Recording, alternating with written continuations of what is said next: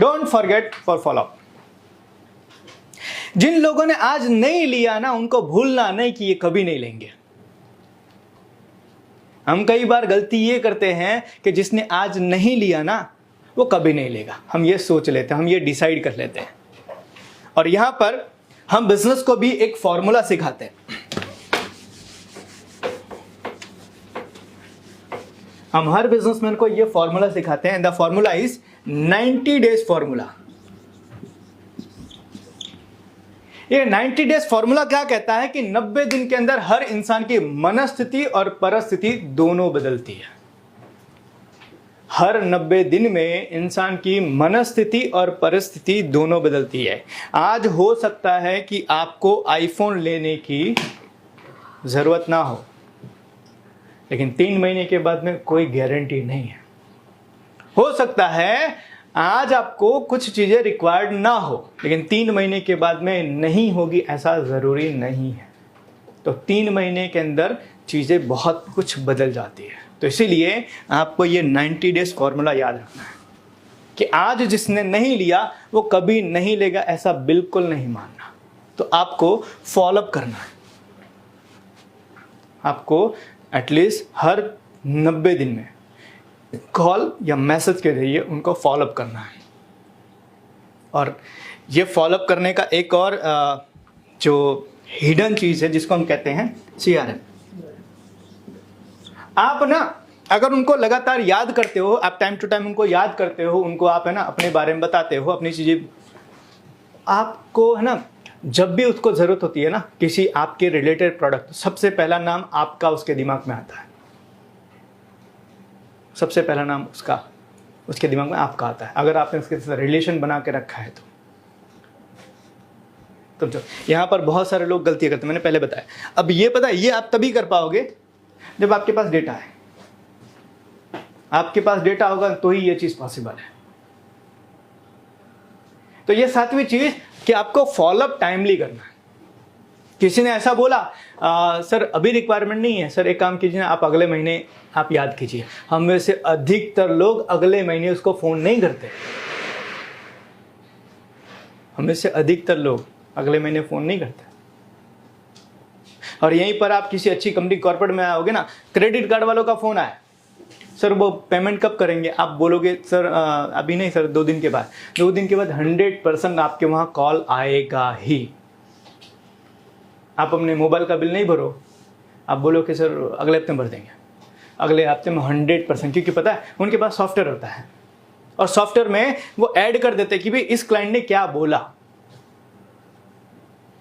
तो जब वो समय आता है ना तो वो पॉपअप करने लगता है। अपने क्लाइंट है, उन्होंने अपने वहां पे एक सिस्टम बनाया है कि भाई हमें हर 15 डेज के अंदर क्लाइंट के यहां विजिट करनी है। एवरी 15 डेज पे वो ले या ना ले,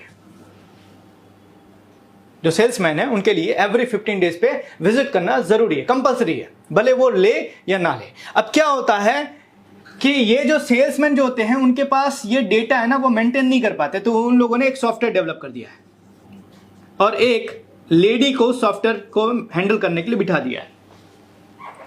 वो लेडी क्या करती है कि आज सुबह आई, सुबह आने के बाद वो पूरा सॉफ्टवेयर ओपन किया। उस सॉफ्टवेयर के अंदर कौन से क्लाइंट को कौन सा सेल्समैन आज से 15 दिन पहले विजिट किया था और आज का दिन उसका विजिट करना है, वो पॉपअप आ जाता है। तो पहला आकर सुबह में सबसे पहला मैसेज कि आज आपको इस क्लाइंट को विजिट करना है।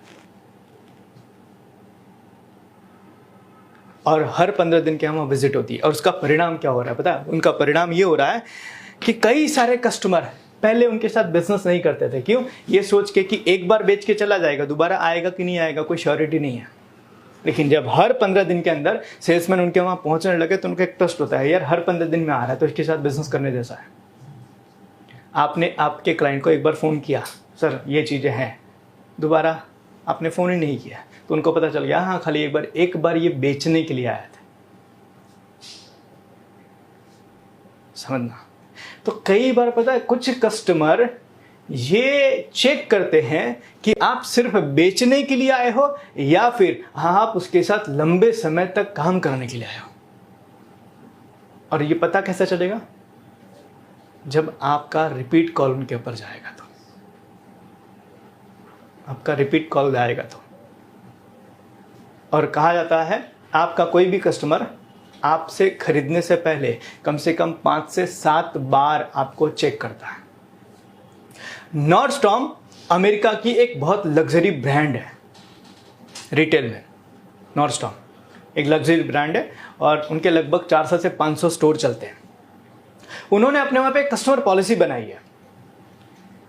वो अपने टीम को बोलते हैं कि आपको कैसे लगता है कि भी आपने अपने कस्टमर को अच्छी सर्विस दी, आप कैसे जज करते हो? तो उन्होंने बोला कि हमारे वहां पर रिपीट बिजनेस आया कि नहीं आया इससे।